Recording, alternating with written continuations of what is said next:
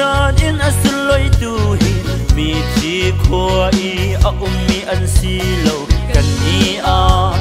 nung min ha ni kan thang cha a tot na pem tu le fiang tu ni do tu boy hi lung lom in kan thang cha hallelujah ya thang chat a pu mi boy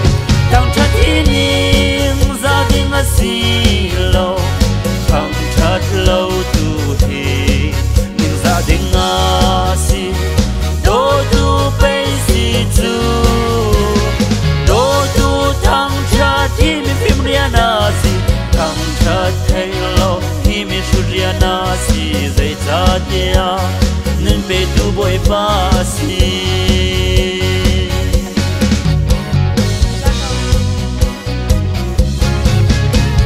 bội ba thăng cha nắc cha her at thà rau la zong sắc kinh cần thăng chát lại thà rau pha đốt na cần đâm na ca si khoang để chính trang rin on phun kỳ phê ri ngày lâu lom na khe cần thăng chát lại thà rau na ca salon na ca thăng chát hi nim gia đình a si lo thăng chát lâu tu thi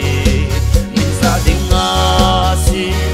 do tu pe si tu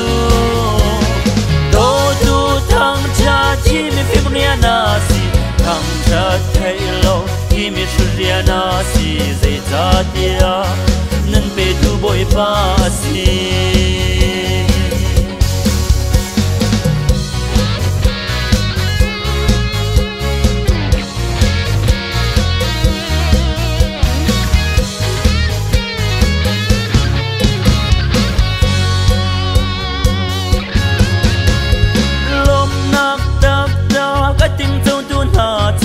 phía lệ đồ ruộng giống a cần thăng chát lâu thâu lệ lệ ruộng giống a cần ngồi lệ lâu đại kiến chú bị khó lâu lom na cùng lệ phai ni khăm khó lâu mi lom na chung lệ in phía tu chưa bay gần nhận chú thăng chát hi nim gia đình a si lâu thăng chát lâu ding a si do tu pe si tu do tu thăng cha chi mi phim ria na si thăng cha thay lâu hi mi su ria na si zai za dia nên pe tu bội ba si